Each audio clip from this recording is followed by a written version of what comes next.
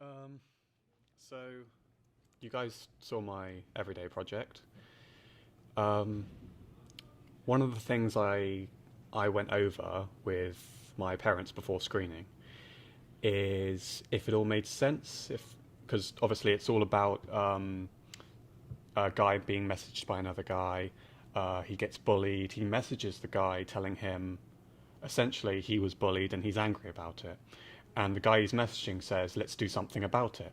And there's obviously something weird going on because at the end something very strange happens. Yeah. Um, but one of the issues I had when I tested it with my parents was one of them had a clear idea of what was going on, and the other one was a little bit confused. Like she was a bit confused about, are the bullies the ones who are meeting at the beach? Are the bullies the ones that were just messaging this guy at the start? And there was a bit of confusion there with my mum, really. And I think that came across to Gemma in our college group, or uni group, sorry.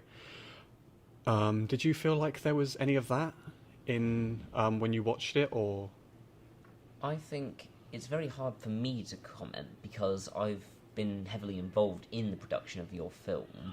Although, at the end of the film, it definitely did scream cult and such at the end. Like, it started with cryptic texts and then, or WhatsApp messages, and then by the end, you've got people in hoodies and balaclavas sitting around a campfire, and, like, it definitely looked weird. And I think the camera work also helped with that, with how, like, uncertain the camera seemed to be. yeah? Like, it's very, it seemed like it was confused, but There must have been a stage when you weren't entirely clear what was going on, though, Mark, because I think you were a bit confused at one point about what your role was in the project. Like, because you said that you thought your character was very side character, and he sort of ended up becoming a bit more of a main character from his involvement in it. well, I don't think that has anything to do with your film, Craig. I think that was more of a planning thing because when I signed on to your film, you asked me just to be an extra, like a background thug, just wearing a hoodie, standing behind who I assumed would be your main cast. Like, I don't know whether you always intended me to be one of your main actors, but if that was the case, you just didn't make that clear to me. What I saw meant by that, though, was the fact that you were a bit confused at that point. Do you think that's the kind of confusion that other people had when they watched it? Like, or was that just mainly to do with your confusion about the role? No, I think that's my confusion about the role. Really, I don't think that has hurts your film at all. I mean, for me, I was playing two different characters. Like, I don't think that has anything to do with the film itself.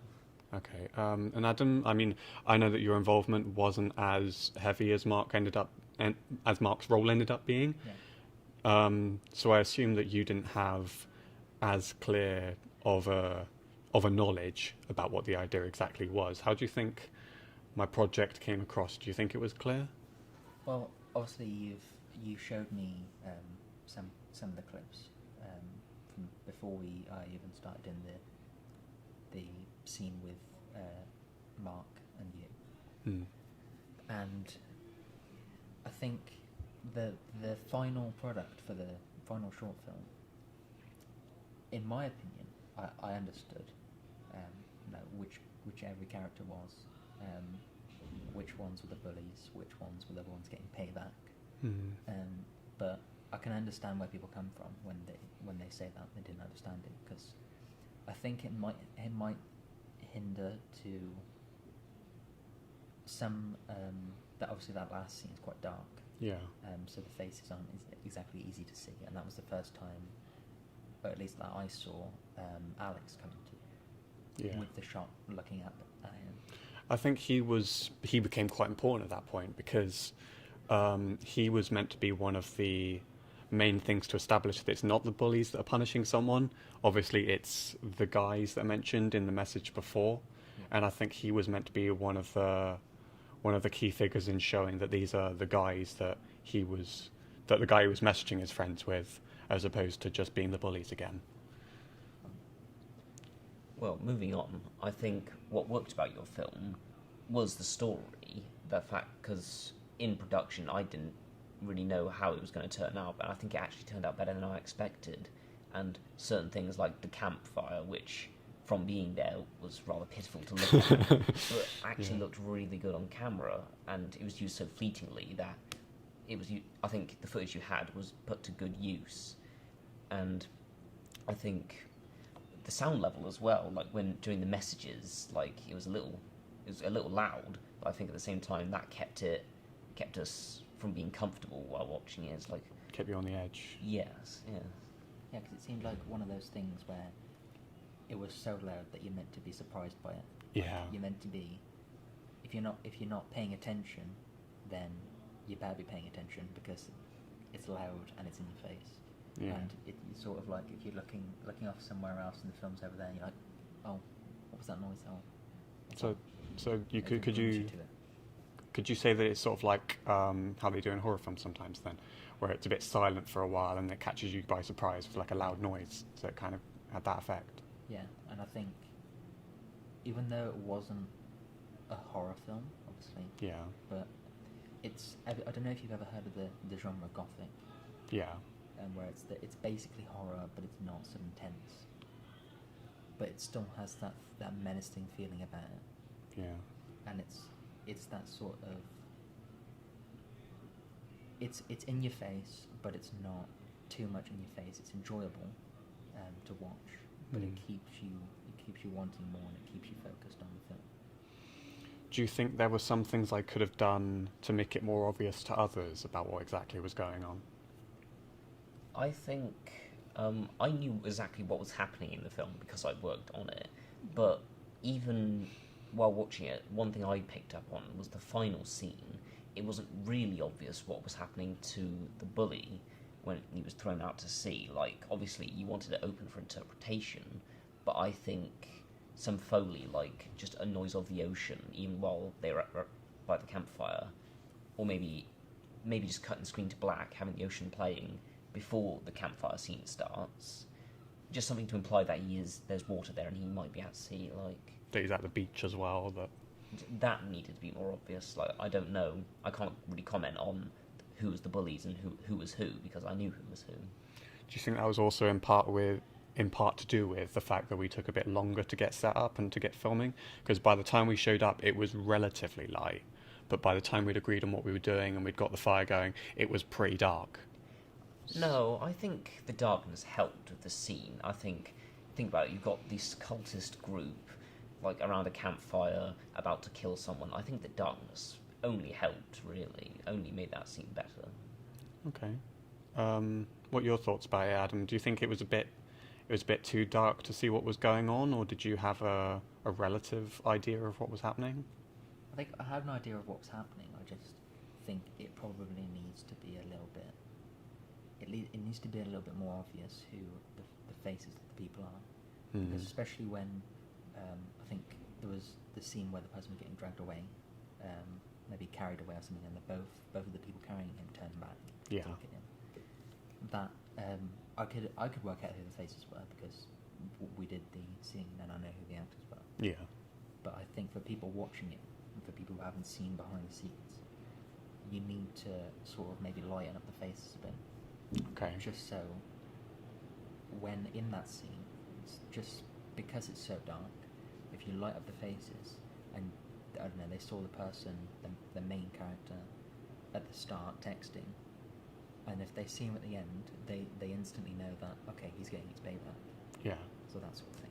I think that would help. So what are you saying? Are you saying the second character needed to be more obvious? Like the one that wasn't the one who was messaging at the start? I think if you put something else in there, that would imply them meeting up.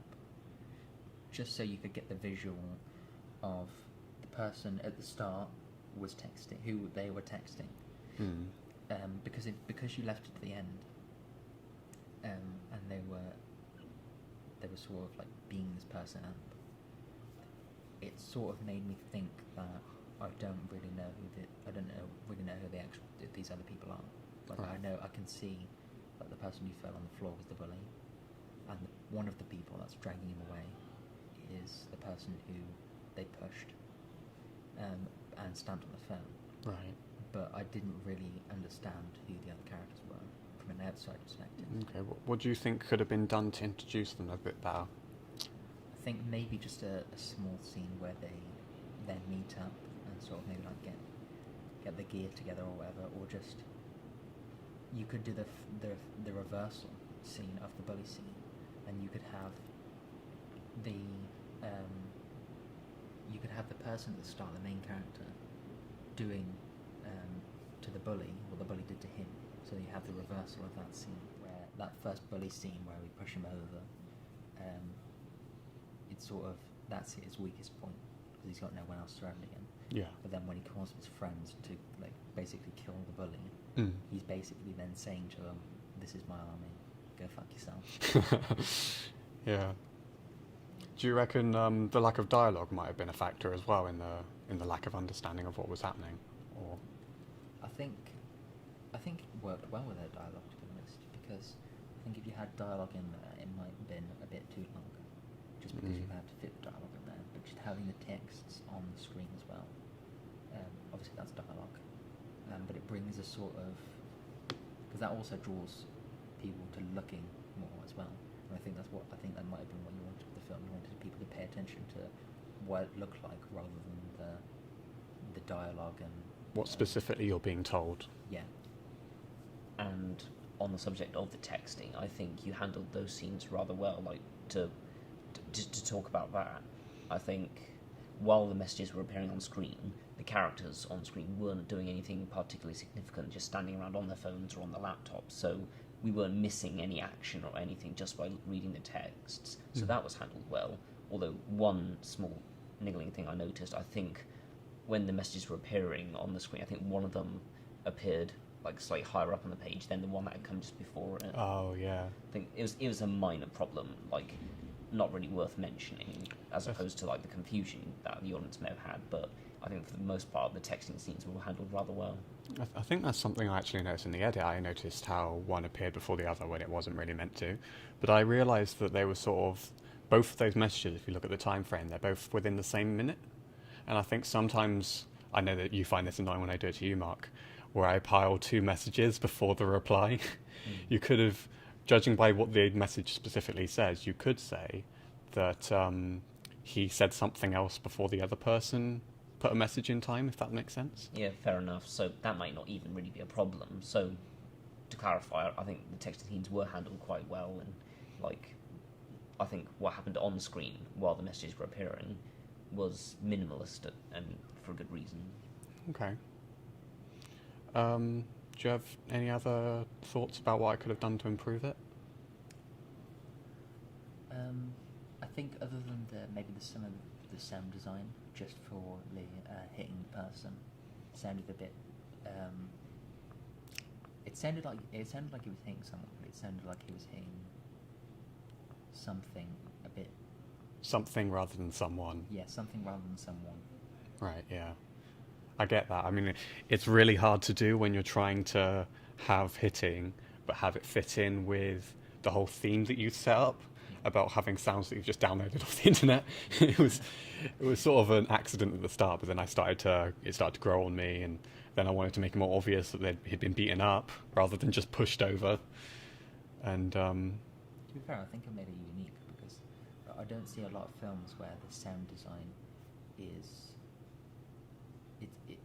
It worked with the text sound as well, because it was very over the top, and I think the way it sounded sort of complemented the over the top loudness of it, just like the text. Okay.